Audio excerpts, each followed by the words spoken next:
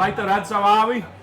The Reds have beat Watford 3-0. It was a tough hour, wasn't it? I think it's fair to say to start off. But they came through it. Nice goals in the end. Not sure about the keeper on Mo's one. But 3-0 away from home at Watford. A tough place to go. Spurs obviously got beat there. United struggled a little bit there before getting the win. I've got to be honest with you as well. I thought today, I don't really fancy it. Do you know what I mean? I don't know. Like, it's just a tough place to go. There's always a good atmosphere. The players are up for it. They're all big. They're all physical. So probably should say we all are as well, shouldn't I? Gareth Roberts, Dan Morgan, Ian Ryan. Dan, start with you. You said you've got loads to say about this, lad. You put me in a position there, lad, haven't you? See you later. No, I'm really happy with it, you know. Really happy. I think, you know, there was a narrative around 60 just before the goal that Liverpool were in a battle. They were in. It was going to be, you know, a real dog for us to get anything from it. Watford were trying to assert themselves and make it as much of a dog of a game as possible. And I think just the way Liverpool asserted themselves in terms of getting that control in the game and getting the first goal the way they did, and not panicking at any point through the game, and I think that's a big thing. And I think, you know, we've seen the other results today. It's quite a rare day, isn't it? There's a lot of teams all playing on Saturday at the 3 p.m. and we've seen how other results have gone. And I just think, you know, I always look at this from another fan's point of view. If I'm watching us at half time in our game, if I'm another fan of someone around us, I'm thinking, all right, you know, they're potentially going to drop points here. You get a lot of half-moves, but then it doesn't half suck the life out of you when they go on to win 3-0 like we've done today. And I thought we backed ourselves, which is the big thing today, which is the thing I'm really happy about. I think you can pull it apart, can't you, and say, like, you know, a lot of the usual complaints really, final ball at times, just decision making at times, not sure in general about how well the midfield was functioning. But ultimately, as I say, 3-0 away from home, you can't really grumble. City have gone away from home and done what they've done. We've won as well, so we've stayed in touch again. And it's like, you know, you'd take it, wouldn't you? You'd take that all day before the ball's kicked. 100%. I mean, we did a show on Friday on Team Talk, and I felt like this was a banana skin. Honestly, I mean, we've had tougher games on paper. You know, you think about going away to Arsenal or Chelsea, but I don't know why this felt like a real banana skin today, and it could have been that. And the first half, they started fast, didn't they? They did, and you'd expected that. And offside goal and all that. Yeah, they made it physical, and you know, we were functional first half, no more really. I thought, from a midfield perspective, we struggled a little bit. You know, Gini and Henderson, I don't think it really worked. I mean, there was not enough kind of vertical passing going on. It was all very sideways. You know, Henderson's taking it off Van Dijk a lot. I don't think he needs to do it. And Firmino was really Firmino deep was as well, so deep. I mean, it's like playing fucking old midfield at one point. I mean, it was fucking mad. And well, he gets a ball off the keeper, doesn't he? At one point, which was an absolute hospital ball, and nearly could have led to something disastrous. But and I've got to say, so deep. I don't want to see him there. I mean, again, I've said something similar recently on a show. You know, when you think about Bobby Firmino and the best of what he can bring to this Liverpool team, it's when he's like nicking it off lads' toes and setting up attacks and facilitating the other two. But first half especially, he was so deep. I mean, second half a little bit different. He gets on the ball a bit more in their final third, and he puts one or two nice passes through, and he gets his goal, which should hopefully do him a world of good as well. Yeah. I think that's a wider point though on what I said before about us backing ourselves now. You know, I think we do have a bit more of an attitude now of, well, if you're going to sit in and just play dead for 45, then let's do it, because we'll trust ourselves to win it from 20. You know what I mean? We'll trust ourselves to win it from 70 on. And I think that showed, to be honest. And they blew themselves out a bit, didn't they? They did, but as well, you know, we talk about Firmino there, he's pivotal to the first goal. Picks it up really deep, picks it up again 20 yards further and slips Mane in. And I think it's just a matter of backing yourself. And I think someone like Shaqiri embodies that, whereby just before we score, I'm thinking, have we made a bit of a rick here and starting Shaqiri? Is he the player you want to come from the bench now to try and win it? But again, the manager's backed him to get him to 70. And then he gets the goal and he gets Milner on straight away, and it's just game management, and it's a lot better, it's a lot more structured, I think. You know what, on that, I was made up he started Shaqiri because there was a lot of chatter about, oh, you know what for the physical? Can't play Shaqiri, you know, small play, you've got to match them in there, you know, let's go with 3 big lads in there. Absolutely not. You know, I said something to the lads the other day, you know, when City go away, they don't start dropping David Silva and Bernardo Silva. They back themselves to cause the other team problems and say, actually, we're going to have most of the ball here. So we'll back ourselves to cut you open. And I thought first half, Shaqiri was the one who was looking to kind of open him up a little bit. He's got that range of pass anywhere. you know, he can play a little short pass in between centre half and full-back.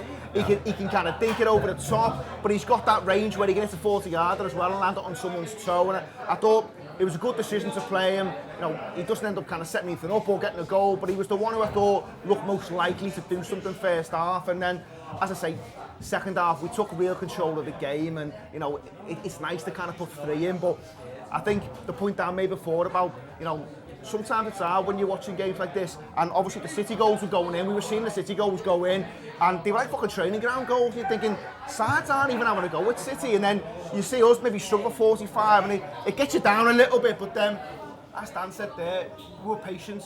We backed ourselves for the second half, where we knew they probably blow themselves out, and he did, and we were much improved second half. But, I mean, the better sides clearly won. I mean, Liverpool dominate in terms of everything, in terms of possession, in terms of shots on goal. I think Watford only have the one, which is a good save from Alisson. And they don't really, I mean, that fast start that they made, and they were pressing and they were getting stuck in, and the crowd were behind them. There was a few little moments around the back four where you were like, oh. But once that settled down, they never threatened us, did they? No, I mean, I was actually encouraged by their fast start, because I thought it made us play quicker then. You've seen us play a lot more one-touch, a lot more around them, 1-2s around them and stuff, but I think they were set up to play on our mistakes, no doubt about it, and to be fair, they nearly get one. The Alisson ball into Firmino's not brilliant, and there's a couple of other little close shaves like that, but they're just set up for moments where they can maybe get a 70-30 in their favour, off the back of something we've done wrong, you know, and I think that's where, like you say before, they blow themselves out and they run out of ideas a lot of the time, and that almost plays into an inevitability that there's only one team going to win, and it's going to be us, and there's not a thing about Liverpool anymore whereby you're thinking, well, if you get to 75 and you're 1-0 down, or, you know, you're 0-0, you get a set piece, you're in it, we're just a lot more solid, we're a lot more of a unit, and I think what I'm really happy with as well is the fact that we get a goal from a set piece, and we don't score enough from set pieces. Even shots, crosses, corners, anything you want, but it's just, you look for moments when you're trying to have things like getting a game out of sight, you look for moments, and that's a real moment for us today, you know. We get so many that, I know it's the old cliche, you don't beat the first man, or you waste a lot of the time, but it just, like I say, it just pulls more and more into the thing of, well, this is just what Liverpool do. They're a side at the top of the table, they're a side competing for the league. It's just what a side like that does. And, you know, we mentioned before, Ian, off air, the side that finished second in this league last year, we're 12 points ahead of them now. And that's massive at this time of the season. I know you can have conversations around United this season, but that's a huge point swing from this side last season, and it just shows how far we've come. And it shows how far they fell. I mean, let's get a dig in against United. Like, it's reached a point now where you're not asked. You know what I mean? I mean, the amount of time it took for someone to say, "Oh, the Manx through with Palace." Yeah. Like, no one's watching the game. No one's checking the score, because they're just out the picture. They've gone. They're shit. They've faded. See years later, like they're in crisis. Yeah. Besides, you know, you heard Mourinho the other day. I know I don't want to harp on too much, but I love ripping the Manx. And like Mourinho the other day, we'll still be all right. We'll make it back up to top 4. Will you? Yeah. Apparently Palace should have won. Everyone was backing United to win today, and you know why. You know, Palace aren't great. Hodges in charge. It looks like a home banker, but obviously they've struggled. It ended up being 0-0, and you're right. Apparently Palace had a chance to kind of nick that game. I think just on ours as well. Dan touched on it before about, you know, we don't look like a side who's going to fold at any point. And credit to centre halves today. I mean, you know, Andy Roberts does well as well for the kind of, you know, Firmino goal, and Trent with his free kick. But there's a point there where they've got Deeney on, Success is on, I think Gray's on as well. And, you know, the fucking launching ball's up there, and they don't wilt, the Reds. They don't wilt at all. And Lovren and Van Dijk stand up to that challenge. And, you know, we've waxed lyrical about Van Dijk, and you are now running out of things to say about him, because he's just fucking unreal every single game. He's controlling that line, he's fucking running that. Such a tight fucking ship, that back four now. Nothing's getting through. Alisson does make that one save, which is a good save by the way, early doors. But apart from that, they're not getting a fucking sniff. So, even though we're not blowing teams away with free-flowing football, you know there's a very good chance that front three we've got, they are going to create something, so we're probably going to score at least one, and when you're not conceding any, you've got a great chance to win football matches. I think Lovren deserves credit today. They're trying to play in that space between him and Trent all the time, both Deeney and Delafeu trying to play in that space, and I think second half especially, He's reading the game really well. You know, I think he's covering all the time. Yeah, he's in quick. Yeah. He's anticipating a lot. And someone made the point early on in the week. I can't remember who, but you know, you feel like these players, whoever's playing next to Van Dijk, you feel like they get a, you know, they go up a level, they go up a couple of gears themselves. They just sense they have a lot more self-assurance, don't they? You know, they're just a lot more composed about themselves. They almost feel liberated that they can go and be a centre-half that they want to be, playing next to him, because he's just such an unbelievable player, such an unbelievable presence. And you know, people say, oh, you know, you rave about the things he does basic, but we only rave about him because he makes that himself. You know, he gives himself 2 yards to play a pass or to get his head up or to read a situation. He's an unbelievable centre-back, and if you're someone who's at this club as a young defender or even a more experienced defender, you must be watching him every day in training thinking, what can I learn off him? Yeah. Because he's just an absolute Rolls Royce of a footballer. There was a big Anfield Wrap contingent down in London today. A couple of the lads have done a bit of post-match reaction from Vicarage Road, so where's that? Oh, great lad! 3-0, I didn't see that coming at half time. I thought it'd be a cagey one. To be fair, it was cagey. Watford did a good team, they were well organised. They fought hard, they got some good players, but the rest just did the business. Oh my god, right. The first one went in and it was bedlam. Trent scoring that free kick, my word. Like, you called me, you went, he's scored it. And I went, he's not even taking it. I've never been more sure of something happening in my life. I actually was standing on the seat ready to celebrate whenever he scored. Whenever he scores, it was just, I think it was sheer relief, wasn't it? Because like, a lot of the game had been cagey, like you said, the first half especially. We get the first goal, we're not really sure what's going to happen next. And then he puts that in, it's just like, fuck off Watford. And then Henderson gets sent off, you think it's an derby last 10, you think it's going to be an derby last 10, and then Bobby Firmino just goes, nah, and I'm going to do it. That's what he did. Oh, he did that at the end. He did about 10 celebrations. To be honest, whenever he scores, none of us knew if it was going to be counted, because he was looking at the lino going, he was looking at the lino. He was celebrating looking at the lino. We were looking at the lino. And then the whole place just goes, yes, 3 points to the Reds. Man City, you keep winning by whatever you want to keep winning. We'll do the business, the Reds are behind you. Listen, there's going to be loads more of this on our post-match show. Neil Atco is here somewhere, Rob Cook and Paul Senior, doing our post-match show, our audio show, 5 miles up, subscribe to Anfield Wrap. You're more into new videos, Gareth Roberts is back in Liverpool doing video stuff as well. It's the best place to follow Liverpool. Share the journey with us. It's a great time to be involved in it. Fuck on!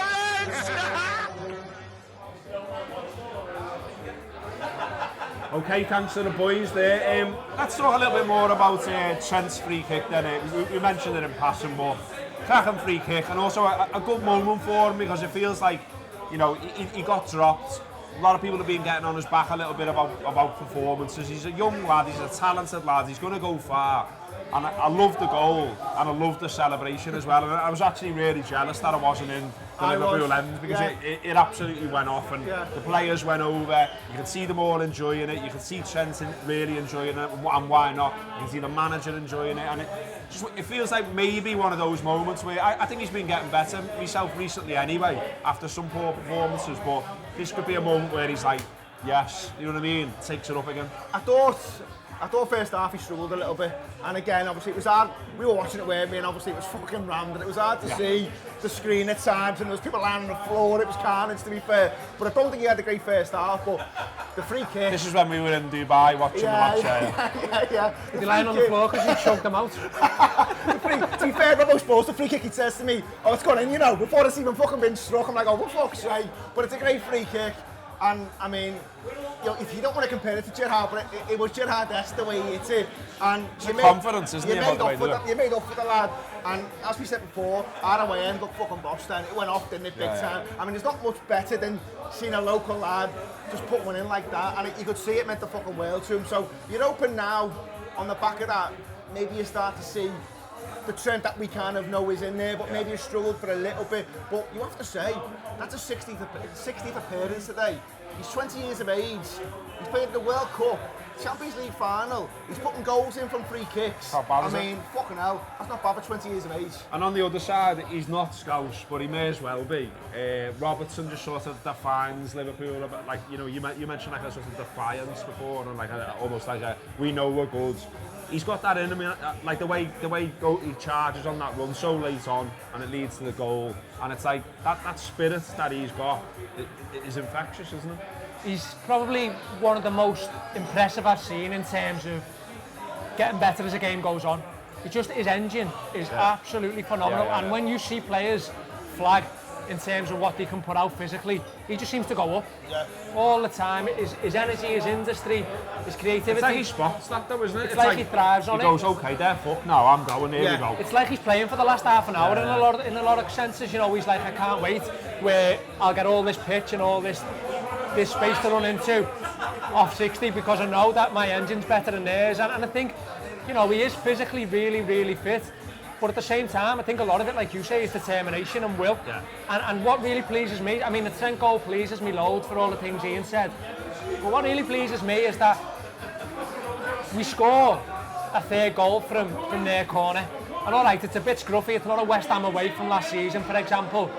But you know, that's a goal you associate with a Jurgen Klopp Liverpool, and I don't think we've had enough of that this season. And it's just nice that, you know, we get a goal that's part of our MO again, and it's Robertson that sets that. You know, people will watch that goal and won't realise I think it's Decore tries to absolutely wipe him out, but he just skips it. Goes through it, I think on that as well, I mean, in terms of Andy Robbo, you speak about determination and the engine and stuff, but the intelligence that he shows week in, week out. I mean, how many times you see him caught up the field where lads are kind of exposing that he's left the gap? It very rarely happens. He picks his fucking moments so well. And as you say there, you know, there's no coincidence that he's choosing a lot of those moments in the last half an hour when he knows teams are flagging, and then he picks the goal. And he's such a fucking outlet for us. Okay, there's going to be lots and lots more from the Anfield Wrap. There will be a post-match show from the lads down there in Watford. Then all the stuff next week as well. Second look in terms of video. What's it? I was going to call it the Proby. What's it even called? With Sean Rodgers, isn't it? The review. The review.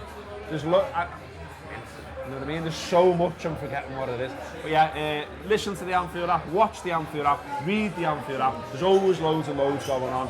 And remember as well, you can give a subscription to the Anfield Wrap to your nearest and dearest for Kimbo, which is a great present, isn't it? Anyway, these boys want to get out on the aisle and celebrate a Liverpool win.